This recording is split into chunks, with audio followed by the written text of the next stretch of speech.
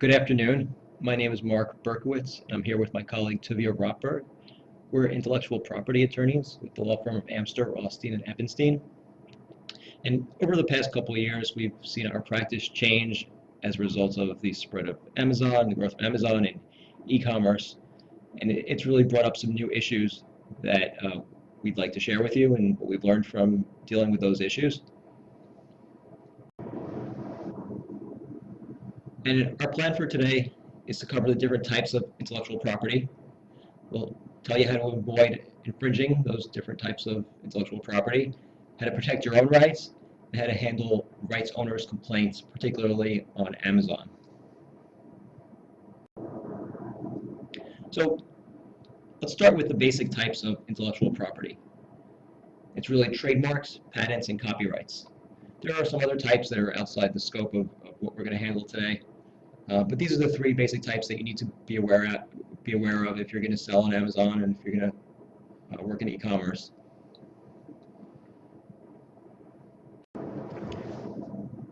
So let's start with trademarks.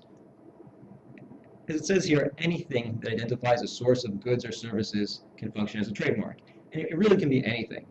You know, traditionally we think of words, symbols, slogans, but it can really be anything, a color, a sound, anything that would help associate a consumer with a particular company or a brand.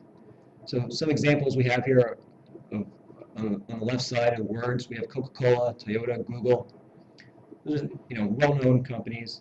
And seeing those words, regardless of how the font or the colors that are used to illustrate the word, you associate them with the particular company. Moving on to the symbols, you can see we have the Shell gas station, Nike swoosh, Mercedes three-pointed star. Those are some symbols, logos, things that you see and you immediately associate them with a particular company.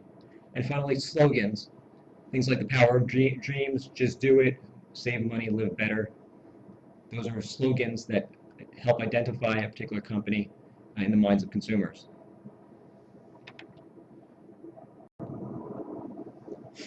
The second type of intellectual property we're going to talk about today are patents. And there's really two types of patents. There's utility patents and design patents. When most people do think of patents, they tend to think of the utility type, which covers how things work or how things are used in different processes. For example, on the left side you see a mousetrap. In the middle you have some Lego blocks, and on the right side you have Google's method for organizing search results. Those are all things that would be covered by utility patents. The second type of patents that not everybody is aware of are design patents. And design patents protect the ornamental appearance of a product. For example, the appearance of the iPhone, shown on the left side, a Lego character, or a piece of furniture. Design patents, I think, have become increasingly valuable over the past few years. Compared to utility patents, they're relatively inexpensive to obtain, and they provide good protection. You can obtain them pretty quickly.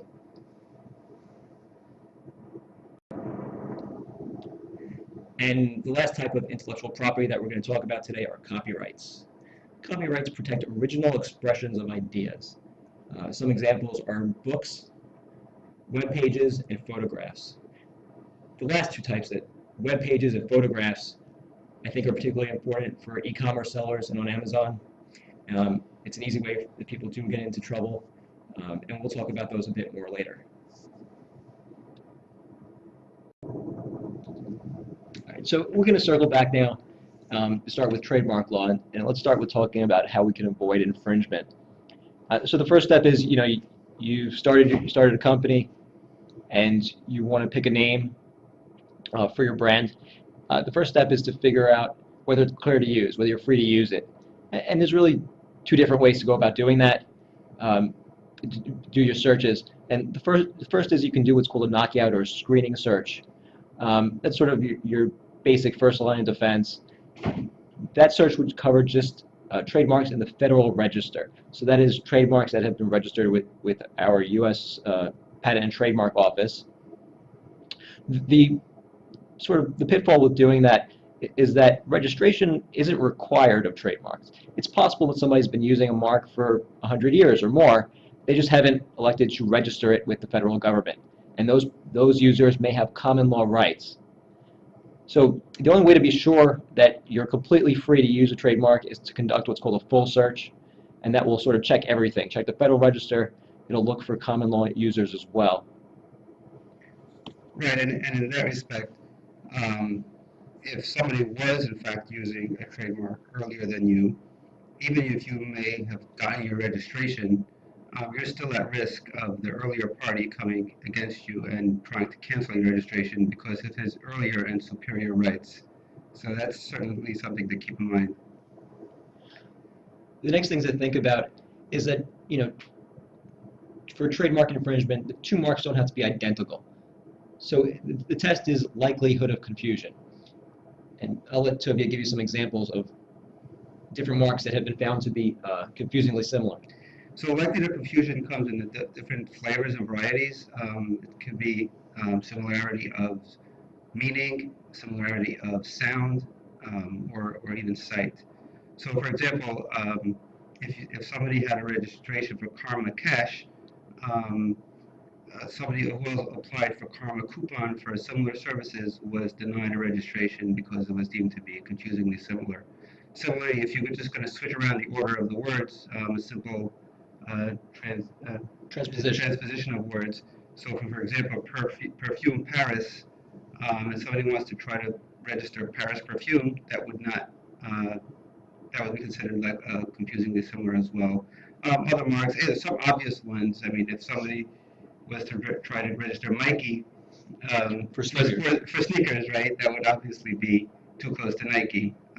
So that just gives you a flavor of the different types of issues that you have to look for. It's not just a matter of looking for a knockout identical mark. You have to really consider whether or not there are other marks that are similar in any of a variety of ways. And the other thing to keep in mind is fair use versus false designation of origin. So it's possible to use somebody else's mark on your packaging in a way that doesn't harm, in a way that's perfectly legal. For example, if you sell cables that are usable with an iPhone, you're allowed to say on the packaging for use with Apple iPhone. There's nothing wrong with doing that. You just have to be clear that you don't own those marks and you're not pretending to be Apple in any way. So you have to be clear that your product is just compatible with those, and you have to make clear that there is a separate rights holder.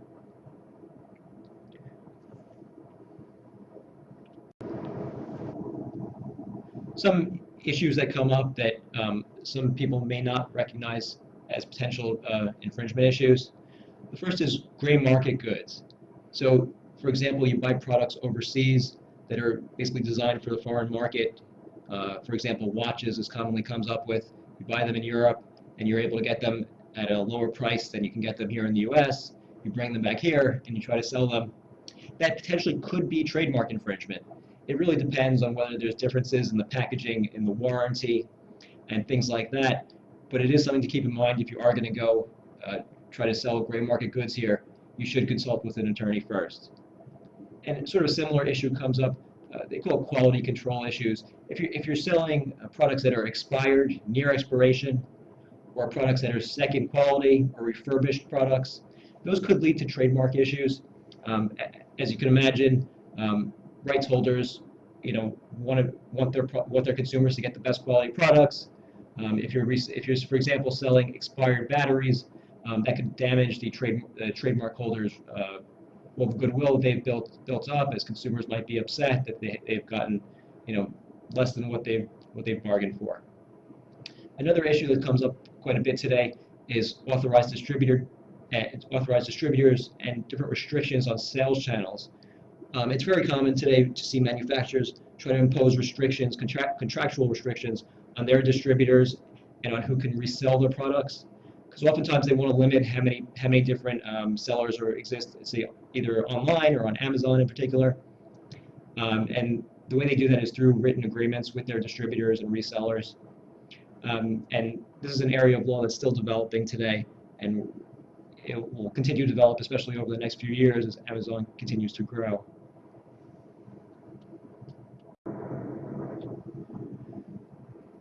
Now, next let's talk about how you could go ahead and protect your brand.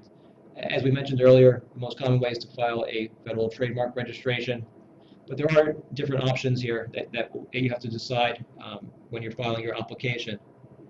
The first is intent to use versus use-based. So if you've already started using your mark on a product that you're selling or offering for sale, then you can go ahead and file a use-based application. You submit a photograph showing your mark being used on a product, for example, and as soon as that mark is accepted, the application is accepted, you have your registration complete. The second type of application available is what's called an intent to use. That's in a situation where you've decided on a mark, but you haven't yet started selling it, or selling a product, or offering a service using that mark. And it's a way to let you reserve the mark ahead of time so that nobody else can go ahead and take it. Could be very useful. You could extend it for a period of time while you're working out the details. Another thing to keep in mind is where your registration ultimately will wind up. The principal versus the supplemental register. The federal government actually maintains two different registers or lists of trademarks. And where you want to be is on the principal register. That's where all marks that are at least distinctive, and we'll talk about what that means later, distinctive or greater wind up. And the other, if you have a mark that's sort of weak, and we'll talk about this more later, you have an option to put on what's called the supplemental register.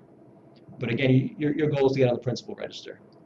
And finally, another very important issue that you have to decide at the get-go is whether you go with a word mark or a stylized mark, or what's called a design mark.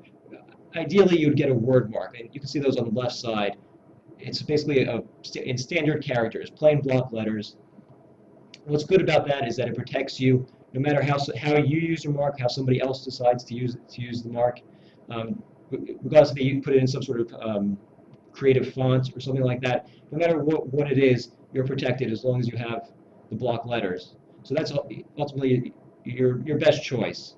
And in most cases, that's what you want to get. In some situations, though, if the mark is not very strong, or if you already have the word mark, you can go ahead and file what's called a stylized or a design mark.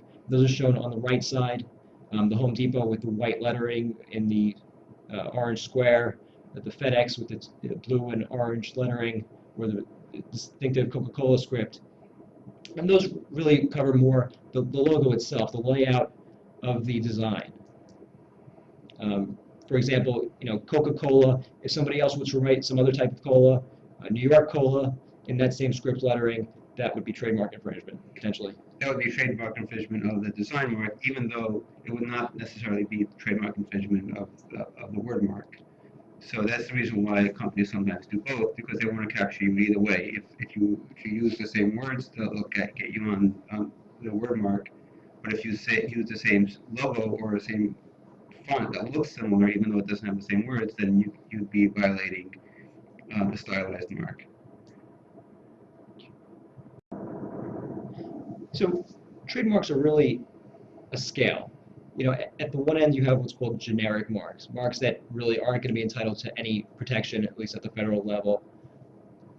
Those are things like bakeware for pots and pans, hardware for tools, things that are just directed to a general category. Moving up, you have descriptive marks. It's something that just describes the goods. For example, sturdy knife company. It sort of describes, the knives are sturdy. It doesn't tell you a lot in terms of, it's not really an interesting name, or it really helps associate with a particular company. And as you move up the scale, you will, at the far right end, the strongest marks are those that are either arbitrary or fanciful. So arbitrary marks would be something where there's really no relationship between the name and the goods. For example, Apple for computers, or BlackBerry for mobile devices. Maybe Toby can give us some more examples of fanciful marks. So I think the example that I like to give is starting from generic through arbitrary. So if my product is soda and I call my product soda, that would be generic because the product is soda. But what if I say my product is carbonated beverage. That's not generic, but it would be deemed to be descriptive because it's merely describing a feature of my goods. What if I say I call my product fizzy or something like that? Now we're getting to an area of suggestiveness. It's fizzy can mean a lot of different things. It doesn't necessarily describe soda. So now we're getting into the territory of suggestive. But the strongest mark would be if I picked something a word that I made up, or just an arbitrary mark that doesn't have any meaning with respect to soda. So if I call it, I don't know, a tree or or a plant, the good marks are Xerox, Kodak, which are just made up words. Right. And as you said, Apple, which has no relationship really to computers. Right. The strongest marks are those that are just completely coined, those that are made up. The famous saying by George Eastman, who founded Kodak, said a good mark is short, easy to spell, and means nothing. I like that. And I think that sort of sums up, a good deal about trademark law. That the more you can make up in a name, the stronger it will ultimately be. Another thing to keep in mind is that trademarks can actually coexist in different classes. So what that means is that there can be companies out there using the same names, the same trademarks, but there's no issue because they direct it to very different goods or services. And we've put some on the screen that use the word Domino, Domino's Pizza, Domino's Sugar, and Domino for a chain of grocery stores. So when you're looking, actually, when you're going to be filing your trademark, you actually, one of the first steps you do is you look up what class it's going to fall into, and you see if anybody's already using it in that particular class. And it's entirely possible that, if somebody's using the mark that you're interested in for a service, for offering computer services, but you want to use it to sell water bottles, you might be fine. So it's one of those areas where you really have to, have a little bit of knowledge of the law and try to understand what would be confusing or not. Again, it all goes back to that likelihood of confusion standard. And in this case, in the case of Domino's, all of these marks can coexist because they exist in different classes, and there would be no likelihood of confusion. Another example would be, Delta Airlines and Delta Faucets. Right, and Delta Gas Station. And Delta Gas Station. Right, there's no problem there.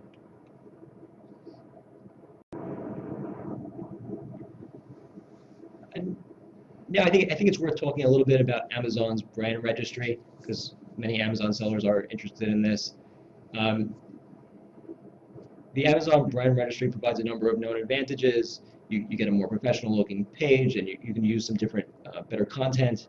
It also gives you more control over the product listings and being able to challenge competitors and those people to try to use your brand without your permission.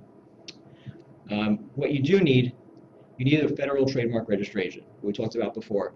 You can't have a state registration, you can't just have common law rights, you need to have an actual registration, and it can't just be an application. It needs to be generally a word mark, a standard character mark. There are some exceptions, but generally that's what you need. Even though if you go on Amazon's website, it does say that they'll accept a stylized mark. I wouldn't bet on it. The safest thing is to have a word mark. You don't want to go through the whole process and then find out that you've got something that's not going to work and have to repeat it and lose another 6 or 8 months. And generally, the mark needs to be on the principal register. Being on the supplemental register is generally not enough. Again, there are some exceptions where it's been allowed, but generally you need to be on the principal register. Some common issues that come up and some common questions that we've gotten over the years. People often assume that if they register with for example, their corporation with the New York Secretary of State, that gives them rights to use a name as a trademark. And it certainly doesn't. That just allows them to be a registered entity, registered corporation. For example, New York State will only make sure that nobody's using that exact name. If you can pick a name that's that's famous and well known, and the New York State's not going to stop you. But if you do go ahead and try to use that name as your trademark, you may have issues. And today, lots of people ask the same thing with respect to domain names and URLs. They say, well, I registered the domain name, why can't I use it? Well, that has nothing to do with trademark rights.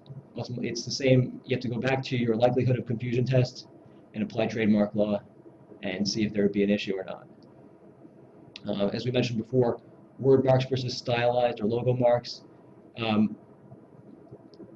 Again, if an attorney is suggesting that you file a stylized or a logo mark, ask the question why. You generally do want to try to get the word mark if possible. Another thing to keep in mind is consistent usage. That means try to use your mark in the same way. If you don't use it plural if you don't intend to. Don't add on extra words that aren't necessary. You use it the same way in all of your different media. And the last thing is the potential loss of rights. Keep in mind that trademarks have to be renewed, and there's different particular declarations that have to be filed over the years. We see lots of times where people register their own trademarks, or people use one of these online services, and then 5, 6 years later, it's time to file the required paperwork. It's not done, and you wind up losing your trademark, at least your trademark registration, and having to start the whole process over again. Now let's shift to talking about patents, and again, let's start with how you can avoid infringement. Patent law is a little bit more complicated than trademark law, and making sure that you're clear to operate, it can be a little bit more difficult. So, like trademark law, the first step is to start with doing some sort of search and obtaining an opinion. The problem is that there are just so many patents out there that it can be difficult to perform a comprehensive search. And if if you're dealing with a simple product, a simple hand tool, a new type of utensil, something simple, doing a search it can be done.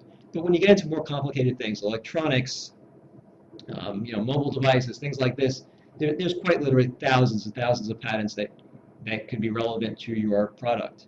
So you have to really make a decision as to how much is really worth searching, and is it worthwhile to do a search at all. And in many of those more complicated cases, one option is to focus on your competitors. In many fields, there's a handful of competitors that tend to file lots of patents, and you can start there by looking at what they've done and see if you're clear. In many cases, once you've identified patents that are relevant, it's often very straightforward to come up with design arounds and ways to continue with your product. Not always, but many times that is the case. So yeah, and on that point, I mean, so often we get into a situation where a client has sold thousands of products and has thousands in inventory, and he's directly infringing somebody's patent. Whereas if he had come to us from the get-go, we would have told him, only if you would have just redesigned it slightly, you could have avoided the whole problem. So finding the patents early on is key. Right, it is often just a simple change. I mean, not always the case, but in plenty of cases we've seen it is just a simple design change that could have avoided a lot of trouble. And the other thing to keep in mind is that there are really, as we said earlier, there are utility patents to look for and also design patents. So some people might think, oh, a spatula is a spatula, anybody can make it. Well, no, if it has a specific shape and a specific ornamental appearance, it's not necessarily the case that you can go ahead and make it. You have to make sure that there are no design patents that are protecting that specific shape.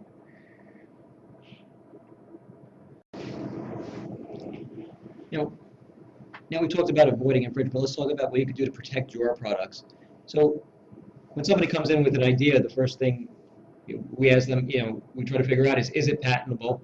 And that generally requires doing a search, a patentability search, and making sure that somebody hasn't already filed a patent on the same thing. You don't want to go ahead and spend a lot of money only to find out that it's already been done. Another issue that to keep in mind is inventorship and ownership issues, particularly in the patent world. If let's say one example is you see a product, at a trade show overseas, and you come back home and you're thinking about it like, oh, I'd love to file a patent on that. Generally, you're not the inventor of that device, that product, and you can't file a patent. You would have to get rights from the inventor of that product, and then you can go ahead potentially and file a patent. Right, so in that case, if you're working with a vendor or a supplier in China, or for example, and they're making a product that they really haven't sold to the public and they're making it for you. So even though you're not the inventor in that case, you might ask them if they would assign their patent rights to you. And in that case, we can go ahead and file design patents or utility patents, however the case may be, and with listing them as the inventor, because they will be the actual inventors, but listing you as the owner, and you would have all the patent rights. Right. And by the same token, if you come up with the idea for it and you work out all the details, but you just send it over, let's say to a developer or manufacturer in China to make it for you, you're still the inventor in most cases. So it really comes down to who came up with the concept and who came up with sufficient details to actually construct the device. And in some cases, it's both. Then you have co-inventorship. Mm-hmm. Another thing to keep in mind, as we talked about before, there's really two different types of patents, design versus utility. You have to figure out whether your product's be protected by one or the other, or in many cases both. Again, the design patent would cover the ornamental aspects of the product, what it looks like. Utility covers more how it works and how to use it. As soon as you have a patent filed, whether it's a design patent or utility patent application on file, you can say your product is patent pending. It doesn't have much legal significance in terms of getting you damages or things like that, but it does put your competitors on notice that you have something on file and that ultimately you will have a patent. And another way to sort of get the patent pending label on your product is to file what's called a provisional application. A provisional application is a type of utility application, but it's much simpler.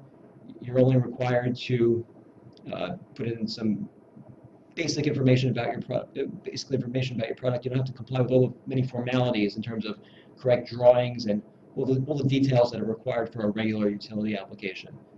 And the filing fees are also much less. So it's a very economical way to get on file quickly if you need to. Some common mistakes people make in connection with patents. Remember, patents only give you the right to exclude others from manufacturing and selling the patented product. If you have a patent, it doesn't give you the right to manufacture that product necessarily. It's possible that somebody else has a patent that is also related to that product and would also cover what you want to do. So again, it only gives you the right to exclude others. If you intend to manufacture a product, you have to make sure that you're clear, even if you've been awarded your own patent. Another thing to keep in mind, common question we get is there such thing as an international patent? The answer is no. There's something called an international application or PCT application that can be used to help you start the process in pretty much all countries. But at the end of the day, you still have to obtain rights in every single country individually. Finally, keep in mind with respect to utility patents that your rights are actually defined by the claims of the patents. Those are the numbered paragraphs at the end of the patent. And I'm going to give you an example of that in the next slide. And in order to infringe a patent, every single element of the claim has to be met. So let's illustrate that with this example patent. Here you can see you have a patent for a toy dart gun.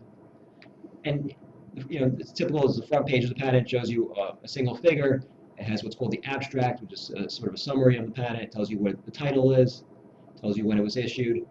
And as you go through this particular patent, I believe it's 25 pages or so, and there's many, many drawings, maybe 15 different drawings. And then there's what's called a specification, which describes the content of the drawings and the content of the invention and how it works.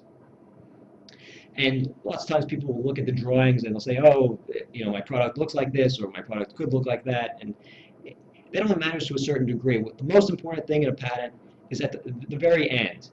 And it's these numbered paragraphs that I had one here on the right. This is claim 11 of this patent. And it lists out all the different elements that are required to be part of this particular invention.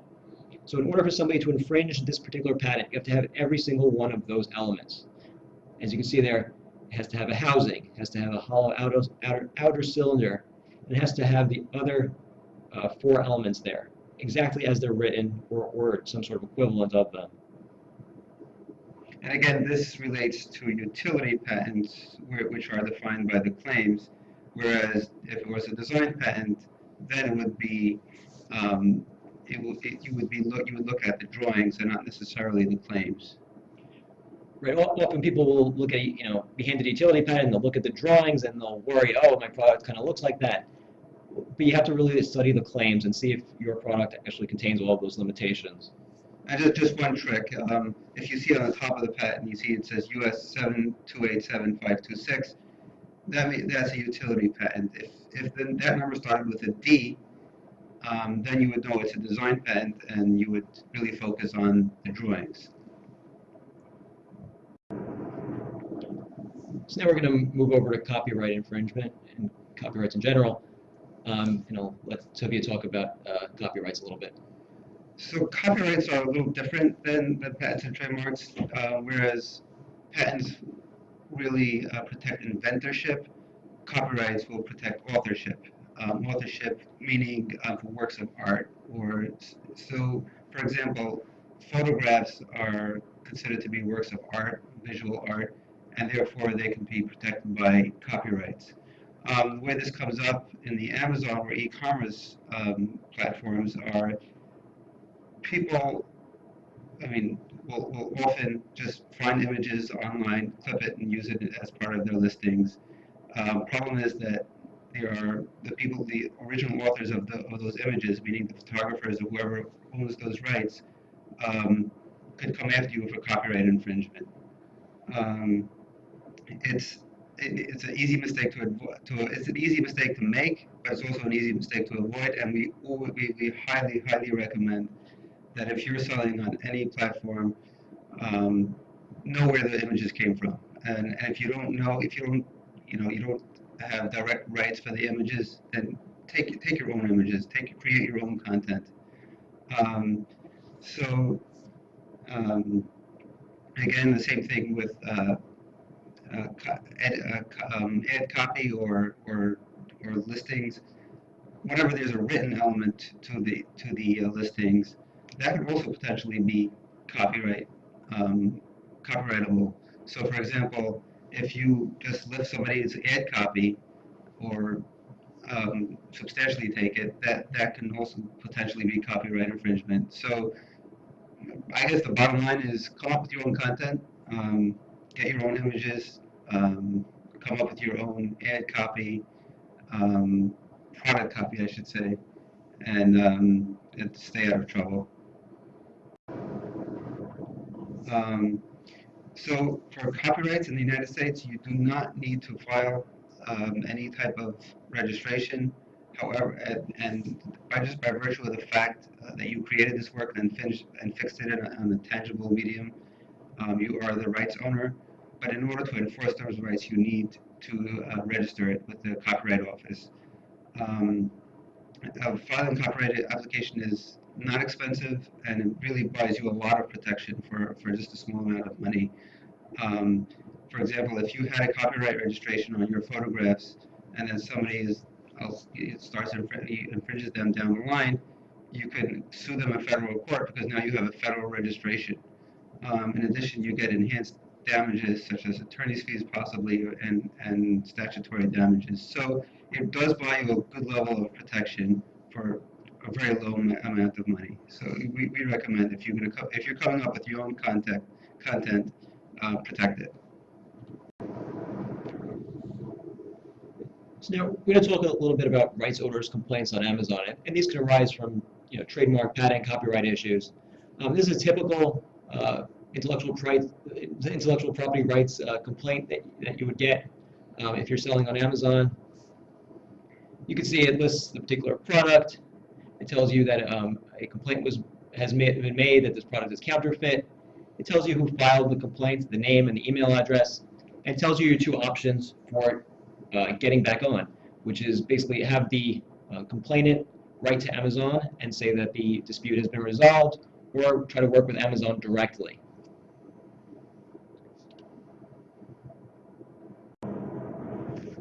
we've laid out the different steps for dealing with a complaint.